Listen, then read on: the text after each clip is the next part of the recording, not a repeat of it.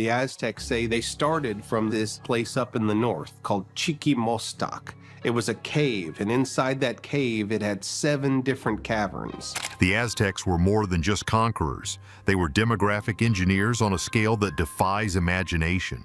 Recent DNA tests have peeled back the layers of their history, and the truth is frankly terrifying.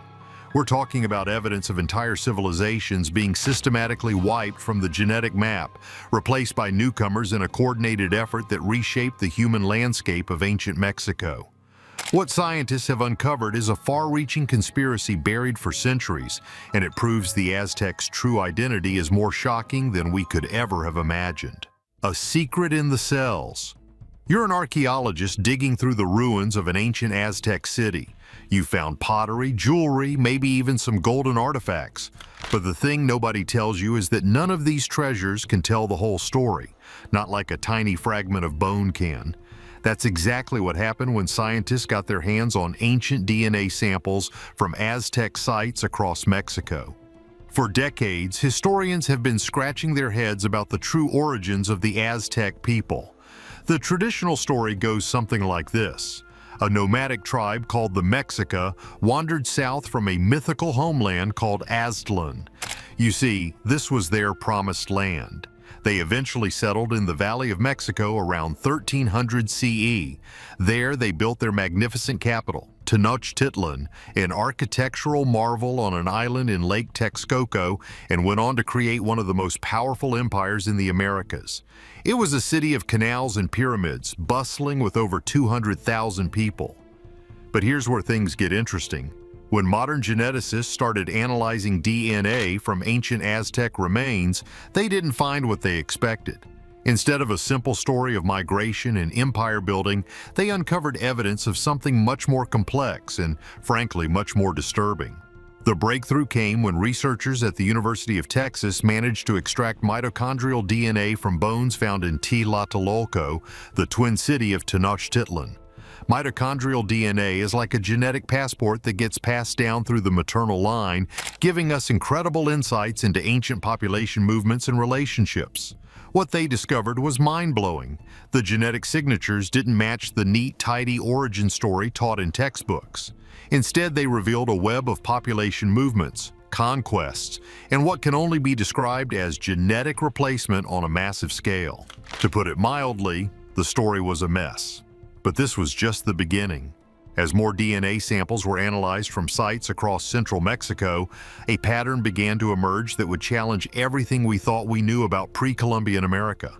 But what the bones of Tlatelolco revealed was even more specific. The mitochondrial DNA showed clear links to populations from much farther north. We're talking about genetic markers that tie Aztec populations to groups that lived hundreds, sometimes thousands of miles away in what is now the American Southwest. This discovery completely revolutionized our understanding of pre-Columbian migrations. It suggests the ancestors of the Aztecs undertook journeys of truly epic proportions, a trek that would have taken generations to complete across some of North America's most challenging terrain. This wasn't just a casual stroll, it was a defining pilgrimage that shaped their very identity and, as the DNA suggests, their future imperial ambitions. But replacing one city's people was just the start of their chillingly ambitious plan. The Zaltecan mystery. Now here's where our story takes a dark turn. Deep in the Valley of Mexico lies the ancient city of Zaltecan. As it turns out, this place holds one of the most chilling genetic mysteries in Mesoamerican history. Before the Aztecs came to power, Zaltecan was the thriving capital of the Otomi people. These weren't just some small village dwellers. Many people are crazy about their intricate art and culture. We're talking about a sophisticated civilization with their own language, culture, and political system. They had been living in the Valley of Mexico for centuries, minding their own business. Then the Aztecs showed up with big plans for expansion. What happened next has puzzled historians for generations. One day, the Otomi people were there, living their lives, trading, building, creating art. Then, seemingly overnight, they vanished from the historical record. Poof! Gone. Just like that. For years, researchers had two main theories. Theory number one, they peacefully assimilated with the Aztecs, intermarried, and became part of the growing empire. Theory number 2, they packed up their belongings and moved away to avoid conflict. Both theories sounded reasonable enough. After all, when powerful empires expand, smaller groups often have to make tough choices. But when scientists started analyzing DNA from Zaltoken, they uncovered evidence that the reality was far more sinister. The genetic data revealed something that sent chills down researchers' spines. The DNA samples from before the Aztec conquest showed one clear genetic signature, the typical markers you'd expect from the Otomi population. But samples from after the conquest told a completely different story. The original Otomi genetic markers had virtually disappeared. In their place, researchers found DNA signatures that matched populations from hundreds of miles away. It was as if the entire original population had been replaced by completely different people. This wasn't a gradual change. This was wholesale population replacement. The implications are staggering and deeply unsettling, painting a picture of a calculated and brutally efficient imperial strategy.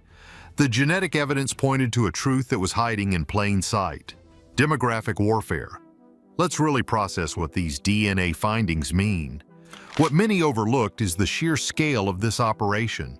Imagine if a foreign power arrived in your hometown and within a few years, genetic tests showed that everyone living there had completely different ancestry than the original inhabitants. That's essentially what the evidence suggests happened in Zaltoken and potentially dozens of other pre-Aztec cities. The researchers who led this groundbreaking study didn't mince words. They discovered that the Aztec conquest didn't just change political boundaries, it fundamentally altered the genetic landscape of central Mexico in ways that were previously unimaginable.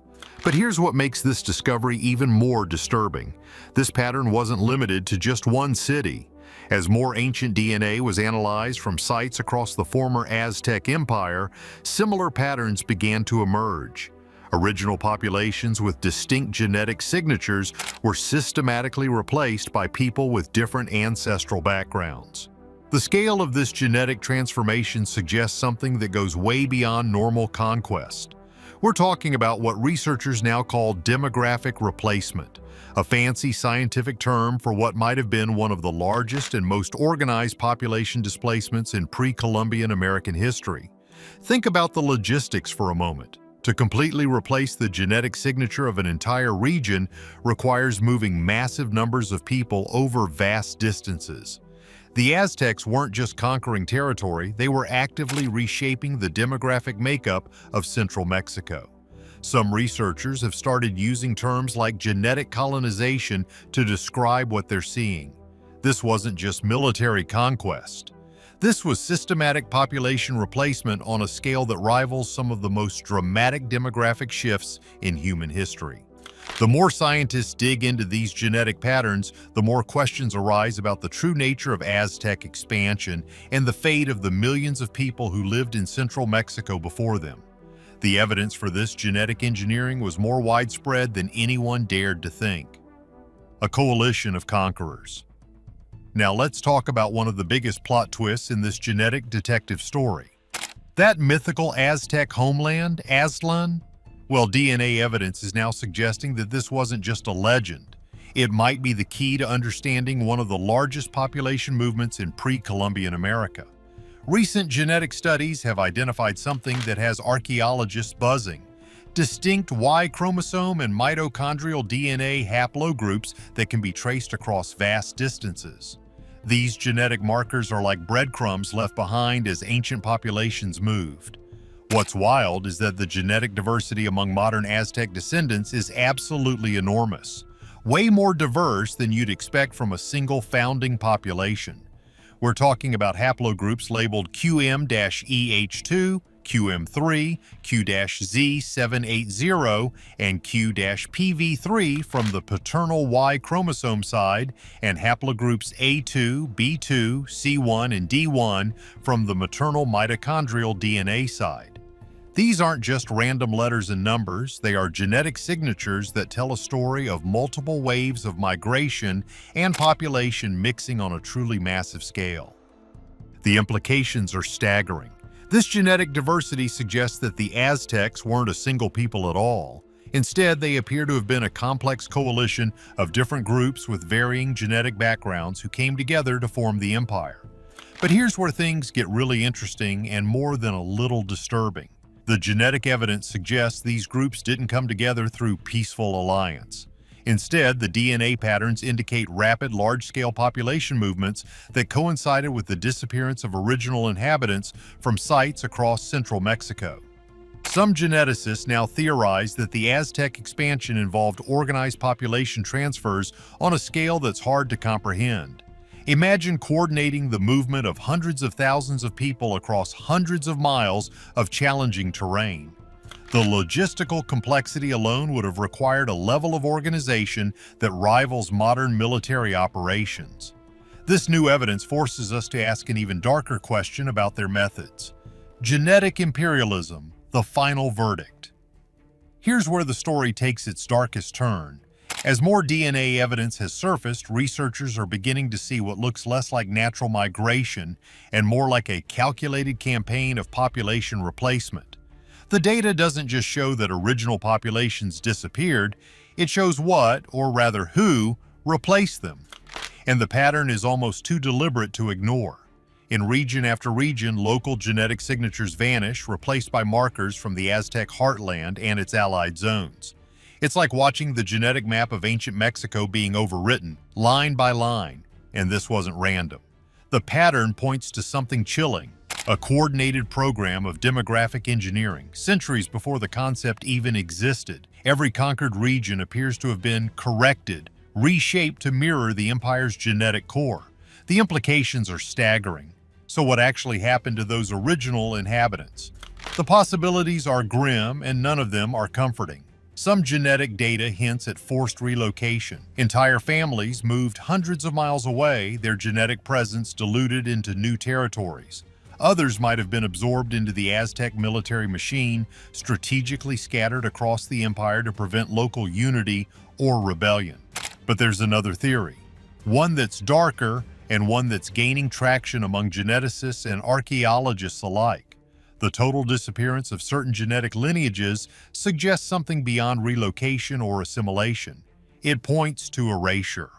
Entire family lines wiped out. Vanish not just from history but from biology itself. Y chromosome studies in particular show the sudden and absolute loss of male genetic lines that should still exist based on pre-conquest demographics. It's as if a switch was flipped and vast numbers of local men and their future bloodlines were removed from the human story. And here's where the theories start to spiral into even stranger territory. Some researchers have speculated that this might not have been simple conquest.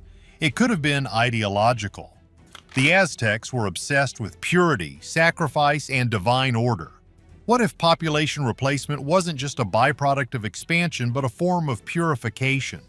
What if they believed that by replacing impure or conquered bloodlines with their own, they were literally reshaping the human world to reflect their God's design? Even wilder theories go further.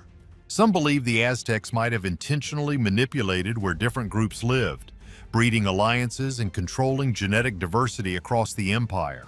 A kind of early social genetic experiment. Think about it. An empire that could control both the land and the blood of those who lived on it. The ultimate form of domination. Of course, skeptics will say this is reading too much into the data, that mass death from disease, famine, or warfare could explain those missing lineages. But even that explanation raises new questions. Because when you line up the genetic evidence with archaeological timelines, the wipeouts don't always match the big epidemic events. In some areas, populations vanish decades before the supposed outbreaks reach them. It's as though something else, something more organized, was already at work. And that leads to one of the most unsettling ideas yet. What if these genetic shifts were part of a secret imperial policy? A policy to move, replace, or even eliminate populations that didn't conform or cooperate. The Aztecs were master record keepers, but many of their archives were destroyed after the Spanish conquest. What if the missing records detailed the true scope of this population management? What if the Spaniards didn't just burn religious texts, but the evidence of a prehistoric social engineering project? Some fringe historians have even suggested that the famous Aztec sacrifices, those massive rituals that shocked the conquistadors, may have served a dual purpose. Publicly, they were offerings to the gods, but privately, could they have been a mechanism to eliminate specific bloodlines? A brutal, ceremonial form of genetic control disguised as religious devotion? The idea sounds outlandish until you remember that the genetic data supports it. The precision with which certain male lineages disappear suggests intent, not chance. And if we accept that, then we're staring at something far more complex than the brutal conquests we were taught about. The Aztec Empire might have been the world's first civilization to consciously sculpt its population's genetic makeup, to rule not just through power, but through biology. A civilization that understood in its own ancient way that control over bloodlines was control over destiny. And if that's true, then every modern descendant carrying Aztec DNA is living proof of a 1,000-year-old experiment in empire building, one that reshaped the very code of who would exist and who would be forgotten forever.